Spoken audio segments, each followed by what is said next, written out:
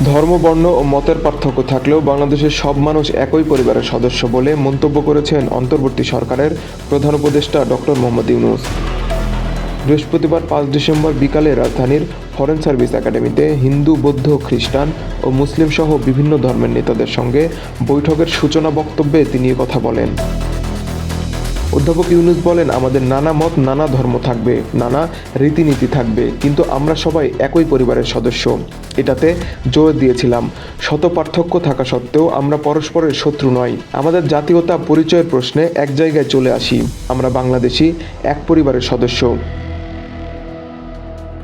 অন্তর্বর্তী সরকারের প্রধান উপদেষ্টা বলেন, শপথ গ্রহণের পরে শুনতে আরম্ভ করলাম সংখ্যালঘুদের ওপর নির্যাতন হচ্ছে। তখন মনটা খারাপ হয়ে গেল। এর পরপরই ঢাকেশ্বরী মন্দিরে গেলাম। সেখানেও বললাম আমরা একই পরিবারের সদস্য। তিনি বলেন, সব দাবি দেওয়া বাদ দিলেও একটা দাবি পরিষ্কার, আমাদের সবার সমান অধিকার, বলার অধিকার, ধর্মের অধিকার, কাজকর্মের অধিকার, যেটা এসেছে সংবিধান থেকে, যেটা নাগরিক হিসাবে প্রাপ্য। রাষ্ট্রের দায়িত্ব সেটা নিশ্চিত করা। অধ্যাপক ইউনূস বলেন, শুনলাম এখনও সংখ্যালঘুদের ওপর হামলা হচ্ছে, তাই আমি সবাইকে নিয়ে বসলাম এটা থেকে কিভাবে উদ্ধার হওয়া যায়। দুর্গাপূজার নিরাপত্তায় সরকারের উদ্যোগের কথা তুলে ধরেন প্রধান উপদেষ্টা। তিনি বলেন, সেটা পুরো জাতীয় উৎসবে পরিণত হয়েছিল। তখন তৃপ্তি পেলাম, একটু তো কাজ করেছি।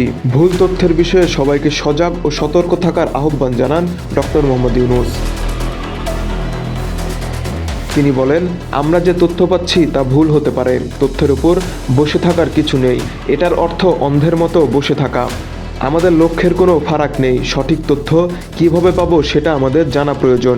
প্রকৃত তথ্যের ক্ষেত্রে অনেক সময় সরকারি তথ্যের উপর ভরসা করে লাভ নেই, কারণ কর্তা যা চায় তারা সেভাবে বলে। আসলটা মন খুলে বলতে চাই না। আমরা আসল খবরটা জানতে চাই, সেই প্রক্রিয়াটা প্রতিষ্ঠিত করতে চাই। দোষী ব্যক্তিকে বিচারের আওতায় আনা সরকারের দায়িত্ব। তিনি আরও বলেন, আমরা সকল সমস্যার বিষয়ে খোলাখুলি আলোচনা করব। এমন বাংলাদেশ গড়ে তুলতে চাই যার নাম দিয়েছি নতুন বাংলাদেশ। এটা আমাদের করতে হবে। আপনাদের কথা বলে সন্তুষ্ট করে আজকের মতো বিদায় দিলাম তা নয়, এটা দ্রুত করতে হবে।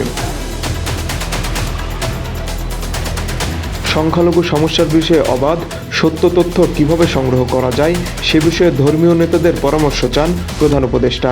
তিনি বলেন, কিভাবে নিরাপদে তথ্য সংগ্রহ করব, যে তথ্য দিচ্ছে সে যেন বিব্রত না করে তাও নিশ্চিত করতে হবে।